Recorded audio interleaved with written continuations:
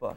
I'm wondering if you think that people like you that have emotional issues or have grown up in a dysfunctional way, do you find that you are attracted to others like you? Do you think, you had your depression issues, as did your husband? Do you think that was part of, whether you knew it or not, the attraction?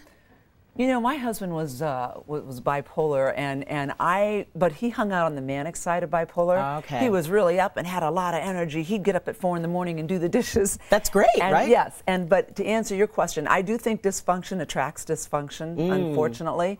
I was anxious, and I had agoraphobia and panic disorder when I met David. Right. I couldn't get on a plane. I couldn't drive a car. I especially couldn't be in a car with someone else driving. And it really affected my life and my ability to socialize. And I think the rocks in my head fit the holes in his. Of course. So that's why we were attracted. Well, and the part of you that was kind of low was very much attracted to the highs of the mania, because there's that energy, there's that humor, there's all of that can really pull you towards somebody. Well, the other thing is, Nancy, everybody in every family has some type of emotional disorder. Right. Okay? And the thing is, when we talk about my husband and what happened at the end of the book, I'm amazed when I reach out and tell people what happened to me, how many people have been through what I've been through. Goodness. When I had anxiety and panic attacks, I was amazed at how many people have anxiety and depression. Right. We all have someone in our family who struggles with emotional disorder or even mental illness.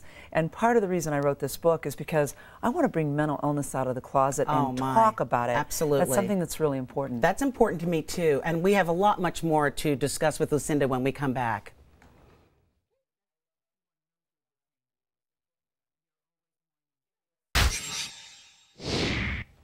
I'm back with Lucinda Bassett, author of the riveting new memoir, Truth Be Told.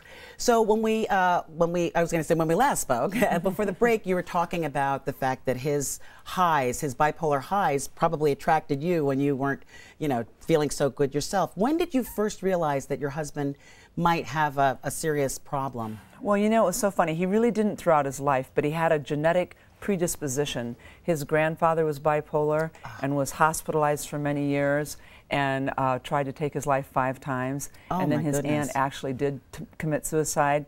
And I think, Nancy, for me, the irony is here I was, Lucinda Bassett, here I am, the anxiety and depression guru. Right. And my husband took his life almost 5 years ago.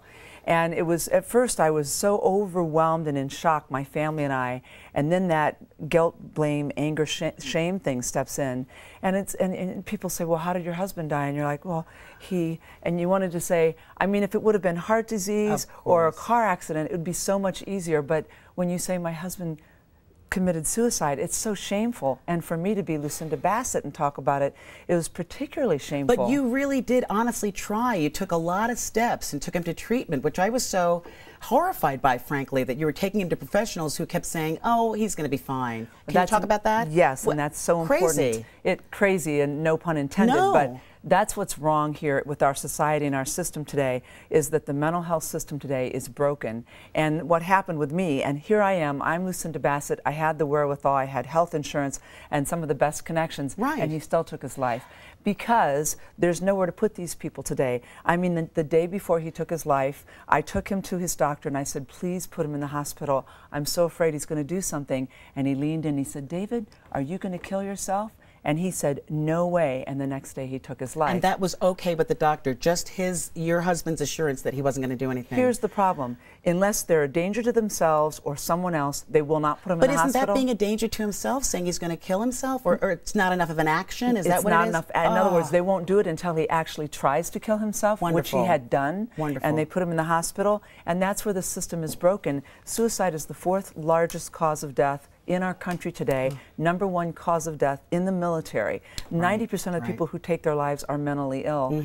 And a huge reason that I wrote this book, Nancy, and I'm so honored to be here, is because we need to get suicide out of the closet. It's a dirty word. People don't want to talk about it. And yet, look at all these suicides that are happening. And we need to get mental illness out of the closet because we're talking about gun control and people who are mentally ill, which is very important. A huge factor in that whole fight. But let's treat the mental illness. And then they're not going to abuse guns. Absolutely. And so all these heinous acts of crimes that are happening are a result of people being mentally ill, they're not getting the proper treatment, or they're on the wrong medications, and that was the case with my husband.